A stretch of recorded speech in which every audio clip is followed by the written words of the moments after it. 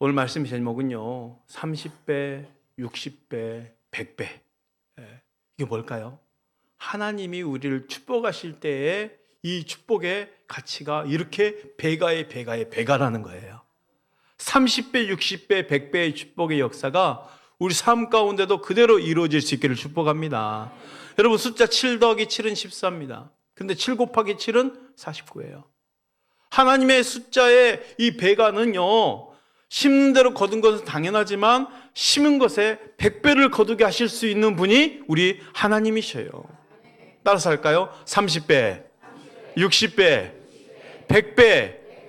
여러분, 30배, 60배, 100배가 되었느니라의 축복의 역사가 우리 삶 가운데 있어지길 축복합니다. 오늘 이 배가의 배가 되는 이 시작의 그 첫 걸음은 바로 하나님의 말씀이었어요. 말씀이 심겨질 때에 좋은 땅에 30배, 60배, 100배 열매가 맺어졌다는 것이요. 예수님 씨 뿌리는 자의 비유를 통해서 씨 뿌리는 분은 하나님이시고 그 뿌려진 씨는 하나님의 말씀이라고 말씀하셔요. 태초에도요, 흑암과 혼돈이 정말 무질서 가운데 있었을 그때에 하나님의 말씀이라는 씨앗이 뿌려졌어요. 빛이 있으라. 빛이 있으라. 빛이 있었고 빛이 하나님의 보시기에 좋았더라 했습니다. 하나님 빛과 어둠을 나누사 빛을 낮이라 하시고 어둠을 밤이라 부르셨어요. 보시기에 너무 좋았다고 그랬어요. 그래서 첫째 날이 지났습니다. 근데 그것은 끝이 아닙니다. 그 다음에 또 말씀이 선포되고 그 다음 날도 말씀이 선포되고 그럴 때마다 하늘이 생기고 땅이 생기고 새가 생기고 동물이 생기고 생긴 것으로 끝나는 것이 아니라 하나님이 지어진 것에 이제 배가의 법칙이 나타나는 거예요. 번성. 말씀이 심겼을 뿐인데 번성한 거죠. 이게 하나님의 축복의 역사입니다. 30배, 60배, 100배. 그렇게 말씀의 씨로 천지를 창조하신 하나님께서 우리 삶에도 끊임없이 말씀의 씨앗을 심겨주셔요. 그래서 우리 가운데 믿음의 역사가 나타날 수 있도록, 엄청난 하나님의 역사가 배가 될 수 있도록 경영하시는 것이요. 아브라함을 부르실 때도요, 하나님 말씀을 심으셨어요. 내가 너를 민족 이루겠다. 하늘의 별을 셀 수 있나 보라. 땅의 모래를 셀 수 있나 보라. 셀 수 없을 정도로 민족을 주겠다는 약속의 말씀을 심어주셨죠. 불가능해 보입니다. 그러나 그 말씀은 어떻게 이루어집니까? 바로 요셉을 통해서 아브라함의 그 3대의 가족들이 그 70명의 애굽에 고스란히 들어가고 그 흉년 때에 그 70명이 보호받으면서 400년 동안 남자만 60만 명이 됩니다. 그럼 거의 200만 명이 육박하는 그 민족이 이루어지는 거죠. 모세를 통해서 이제 가나안을 향해서 가고 여호수아를 통해서 드디어 하나님의 약속의 땅을 말씀대로 차지하게 되는 것이죠. 처음 말씀이 떨어질 때는 과연 이게 이루어질까? 너무 작은데. 그렇지만 결국 이 말씀은 30배, 60배, 100배의 믿음의 역사로 이루어지게 되는 것을 우리가 말씀을 통해서 보는 것 아닙니까? 결국 이 100배의 역사의 시작이 뭡니까? 하나님의 말씀이었다는 거예요. 하나님의 말씀. 그런데도 도무지 이해하지 못하는 이 제자들에게 비유를 설명하시는 거예요. 한 농부가 씨를 뿌렸는데 4종류의 밭에 그 씨앗이 떨어졌습니다. 길가에 떨어지니 이 씨앗이 땅에 들어가지 못한 채 새들이 와서 먹어버렸고, 흙이 얕은 돌밭에 떨어지니 뿌리는 좀 내렸지만은 결국 해가 올라왔을 때 이 싹이 틔웠을 때 뿌리가 약하니까 다 말라버리고, 가시떨개 나무에 가시떨기에 떨어진 밭에 씨앗이 다 뿌리를 내리고 싹이 올라왔지만 그 엉켜진 가시의 그 기운 때문에 열매 맺지 못하고 다 사그라들어 버린 거예요. 하지만 좋은 땅에 떨어지니 30배, 60배, 100배 열매를 맺었다는 것입니다. 뿌려진 씨앗은 곧 말씀을 뿌리는 것이라네요. 14절 말씀 볼까요? 뿌리는 자는 말씀을 뿌리는 것이라. 뿌린 자는 말씀을 뿌리는 것이라. 뿌린 자는 하나님이시죠. 하나님 말씀을 우리 가운데 뿌렸다는 거예요. 농부가 씨를 뿌리듯이 하나님 말씀이 우리 마음밭에 뿌려진다는 거죠. 시골에서 농사하는 농부가 씨를 뿌리는 장면 보셨을 겁니다. 아니, 우리 권사님들 직접 씨를 파종하고 뿌려봤을 거예요. 그 씨앗의 크기 어떻습니까? 폭이 너무 작죠. 지극히 작은 씨앗입니다. 정말이지 이 작은 씨앗이 좋은 땅에 뿌려지면 30배, 60배, 100배의 결실을 하는 거예요. 지금의 우리의 상황도 보십시오. 말씀을 듣고 은혜 받을 때에는 정말 보잘것없는 듯해도 이 말씀들이 좋은 땅에 심겨지고 품어지면 엄청난 결실을 거두게 되는 거예요. 그러니 우리가 신앙 가운데 명심할 것이 있어요. 작은 것은 결코 작은 것이 아니라는 거죠. 작은 소자에게 하는 것, 우리가 작은 봉사하는 것, 정말 보잘것없을 정도 작은 말씀들이 결코 작은 것이 아닙니다. 이 목사의 설교도 아주 작은 말씀이죠. 때로는 마음에 들지 않는 말씀이 있을 수도 있어요. 하지만 그 작은 씨앗의 말씀이요, 누군가는 살리고 누군가의 마음이 흔들려질 수 있다는 거죠. 그런데 보세요. 그 뿌려진 씨앗에 결실을 거둘 수 있었던 이유가 있습니다. 그 씨앗 안에 생명이 있기 때문이에요. 하나님의 말씀은 생명입니다. 그러니 말씀을 받는 내 마음의 상태가 중요한 거죠. 생명을 받을 수 있는 내 마음이 너무 중요하다는 거예요. 데살로니가전서 2장 13절 말씀 이렇습니다. 이러므로 우리가 하나님께 끊임없이 감사함은 너희가 우리에게 들은 바 하나님의 말씀을 받을 때에 사람의 말로 받지 아니하고 하나님의 말씀으로 받음이니 진실로 그러하도다. 이 말씀이 또한 너희 믿는 자 가운데서 역사하느니라. 이 말씀이 너희 믿는 자 가운데서 역사하느니라 그랬어요. 데살로니가 교회는 매우 연약한 교회였어요. 그냥 지도자도 없이 덩그러니 성도들만 남겨진 채 세워진 교회에 얼마나 연약하겠습니까? 그런데 그 교회가 엄청난 믿음의 역사를 이뤄냈어요. 왜 그렇습니까? 저들이 말씀을 받을 때 사람의 말로 받지 않고 살아있는 하나님의 말씀으로 받았기 때문입니다. 말씀이 시작이에요. 30배, 60배, 100배의 결실을 맺을 수 있는 것은 바로 말씀이 시작이에요. 그 말씀을 살아있는 말씀으로 받았기 때문이에요. 주님 또한 이 씨 뿌리는 비유를 말씀하시면서 강조하신 바가 있습니다. 마가복음 4장 23절입니다. 들을 귀 있는 자는 들으라. 귀 있는 자는 들으라는 거예요. 귀가 없는 사람 없죠. 그런데 왜 이 말을 했을까요? 무슨 뜻이냐면 시대를 초월해서도 모든 사람들이 받아야 할 말씀이라는 거예요. 말씀을 받지 않아도 될 사람이 아무도 없다라는 거예요. 누구든지 말씀을 들어야 된다는 것입니다. 어느 누구도 말씀을 듣지 않으면 안 된다는 거예요. 왜냐하면 이 말씀은 살아있는 영적인 말씀이기 때문에 반드시 들어야 된다는 거예요. 감사한 것은 우리 모두가 예배를 사모하고 말씀을 사모하기에 이 자리에 와 있는 거예요. 그게 감사한 것 아닙니까? 말씀을 들리는 것도 감사하고 그 말씀이 내 마음을 요동치면서 내 양심을 때리는 것도 감사하고, 때로는 이 말씀을, 저도 말씀을 묵상하고 설교를 준비하다 보면요, 그동안 발견하지 못했던 보화를 캐내듯이 말씀이 순간 깨달아 와닿아지는 게 있어요. 그럴 때는 얼마나 놀라든지 정말 미처 발견하지 못한 그 보화를 발견해내듯이 그럴 때가 있더란 말입니다. 설교 중에도 그럴 때가 있어. 설교 중에도. 지난주에 금요기도회 가운데 그 실패한 제자들 설교했잖아요. 다시 갈릴리 바다에 가서 다시 고기를 잡는 그 실패 현장에 우리 예수님 다시 찾아가셨어요. 그리고 저들을 회복시키는데 어떻게 회복시킵니까? 처음엔 순종함으로 회복시키고 그 다음에 사명의 옷을 입게 함으로 회복시키셨어요. 그 순종이 뭐예요? 배 오른편에 그물을 던져라 했어요. 그게 순종이잖아요. 순종의 걸음으로. 근데 이 설교를 하면서 지난주에 순간 제가 설교 중에 이 생각이 드는 거예요. 배 오른편에 그물을 던져라? 유치한데?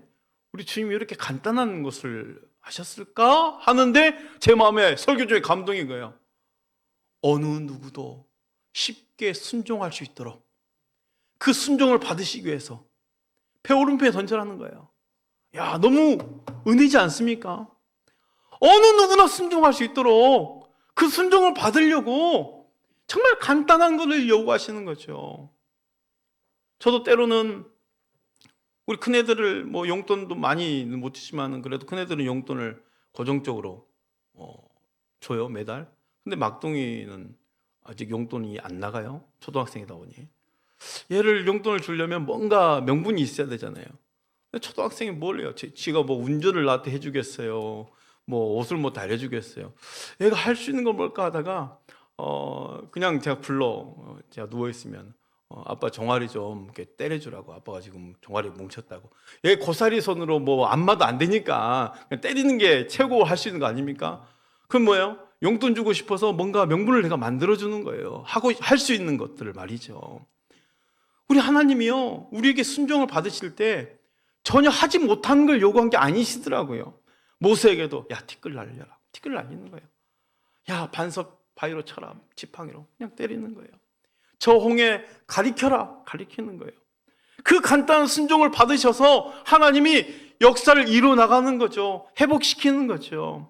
제가 이 말씀을 하나씩 깨달아질 때 얼마나 은혜가 되는지요. 여러분, 축복의 말씀들이 우리 사는 날을 따라서 능력 있게 하실 줄 믿습니다. 그렇다면 주님 말씀하신 이 네 종류의 밭이 무엇일까요? 주님 말씀하신 이 네 종류의 밭, 농부는 이 뿌리는 씨앗을 하나님이 말씀이라고 예수님 말씀하셨어요. 네 종류의 밭을 소개하는 것은 그 말씀을 받는 자의 상황과 마음의 태도가 중요하다는 것입니다.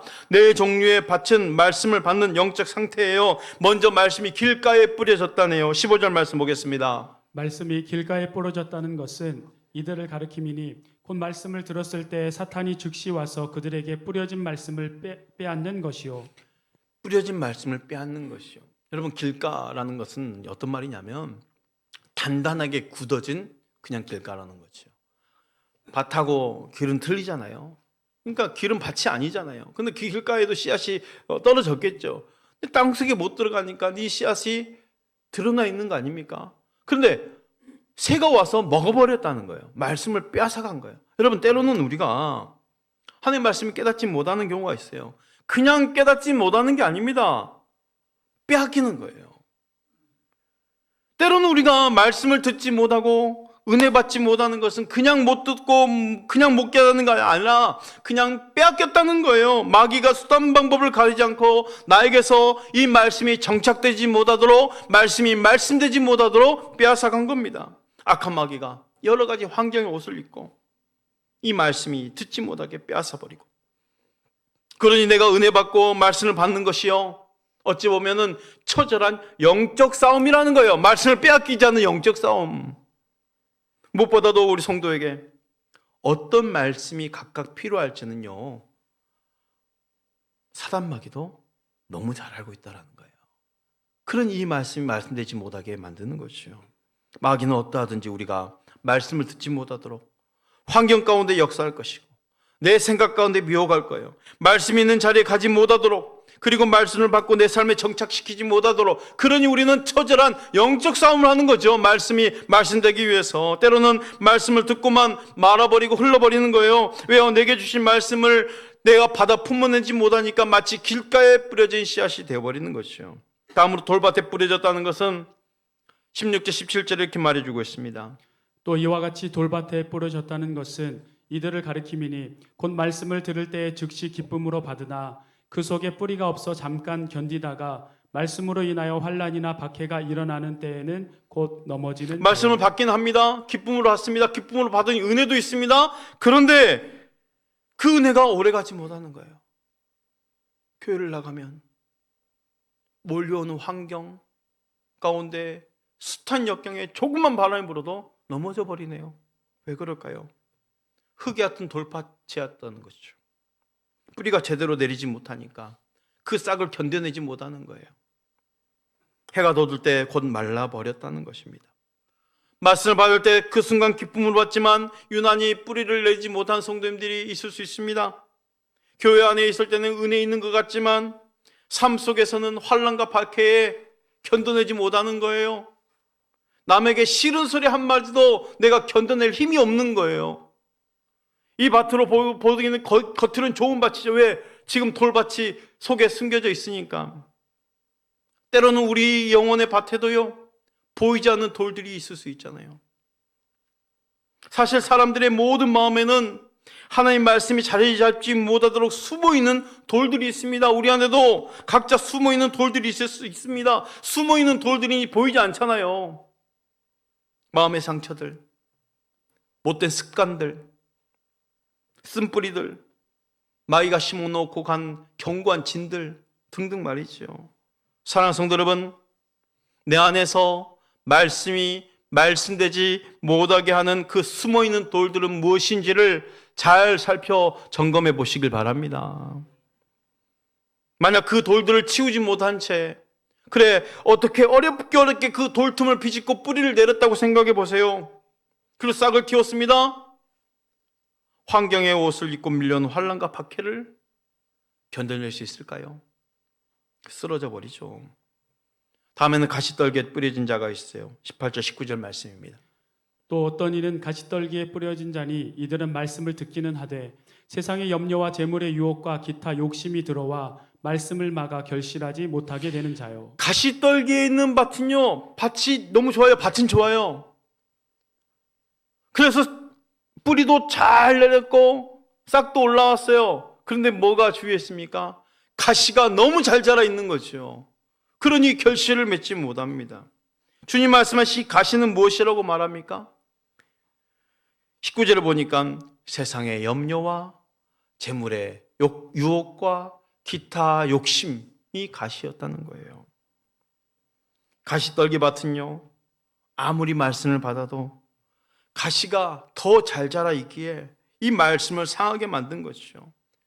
밭은 좋은데 재물의 유혹을 이기지 못하고 세상의 염려를 이기지 못하고 결국은 말씀을 포기하는 거죠. 세상의 염려라는 말은요, 내가 살아야 할 이유를 어디서 찾는다는 말이에요? 세상에서 찾는단 말이에요. 아니, 교회에서 말씀은 잘 들었는데 세상에서 내가 살아가야 할 이유를 세상에서 그 방법대로 찾는 거죠. 그러니 결실이 없는 거예요. 오히려 가시가 더 잘 자라 있으니까. 그렇다면 좋은 땅에 뿌려지면 어떻게 될까요? 20절 말씀, 우리 함께 한 목소리 읽어볼까요? 시작. 좋은 땅에 뿌려졌다는 것은 곧 말씀을 듣고 받아 30배나 60배나 100배의 결실을 하는 자니라. 아멘. 여러분, 말씀을 듣고 받아 삶에 심겨져서 30배, 60배, 100배의 결실이 있다라고 분명히 말하고 있습니다.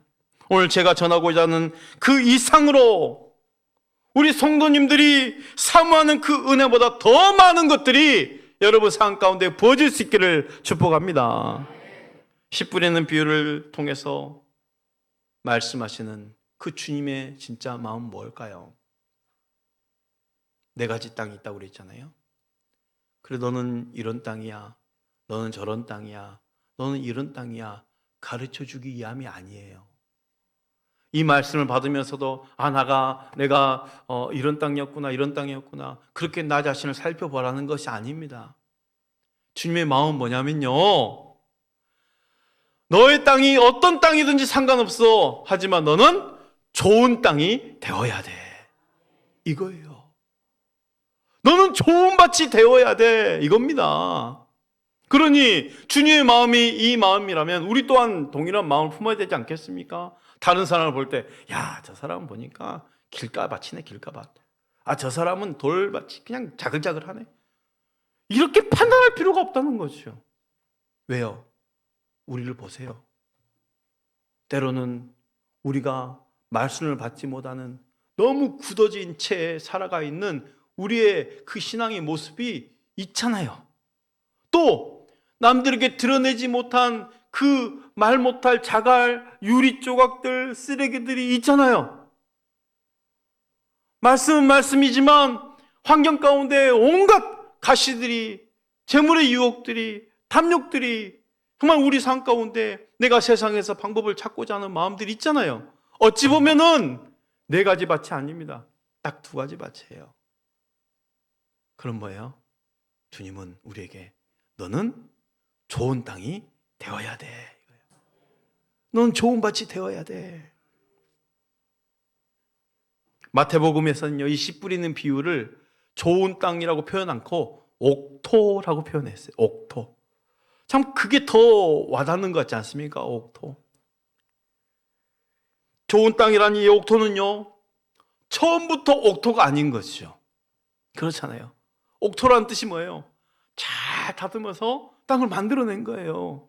그러니 우리는 처음부터 좋은 땅이 아니었다는 것을 이해하시면 돼요. 인정하시면 돼요. 하나님의 마음에 합한 사람 다윗도요, 처음부터 옥토가 아니었습니다. 믿음의 조상 아브라함도 처음부터 옥토가 아니었습니다. 모세도 바울도 처음부터 옥토가 아니었어요. 예수님을 그렇게 따라다녔던 제자들도 옥토가 아니었어요.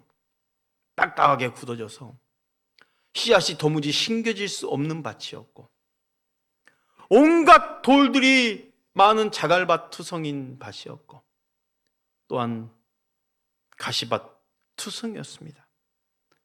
그런데 이들이 어떻게 좋은 땅이 되었을까요? 갈아엎어진 거예요. 갈아엎어진 거예요. 좋은 땅이 되기 위해서는 갈아엎어야 되는 거예요. 갈아엎지 않고 그의 은혜만 덮어서는 안 되는 거예요. 좋은 흙을 가져다 덧뿌렸다고 좋은 땅이 된 게 아니죠. 왜? 속에는 온갖 것들이 지금 다 있는데 갈아엎어서 빼내야죠. 그렇죠. 가시밭들을 다 제거해 버려야죠. 하나님은 사울을 통해서 다윗을 갈아엎어 주신 거예요. 그러니 얼마나 많은 인내가 필요했겠습니까? 애굽에서 내가 최고라고 40년 살았던 모세도요, 미디안 광야로 도망해서 그 미디안에서 40년 살 때 하나님이 넌 아무것도 아니야 라는 것을 스스로 인정하면서 모세를 갈아엎어 주신 거예요. 그리고 떨기나무 가운데 하늘을 만나게 하셔서 다시 애굽으로 보내주셔. 갈아엎어진 모세가 애굽에 가서 이 백성들을 끌고 광야로 나옵니다. 그 광야 40년은 이제 누구를 갈아엎는 시간이에요?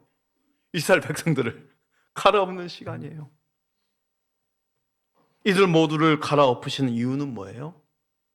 저들이 원하시는 결실이 아니라 하나님이 원하시는 열매를 맺게 하시려고, 진짜 30배, 60배, 100배의 결실을 맺게 하시려고 갈아엎으시는 것입니다.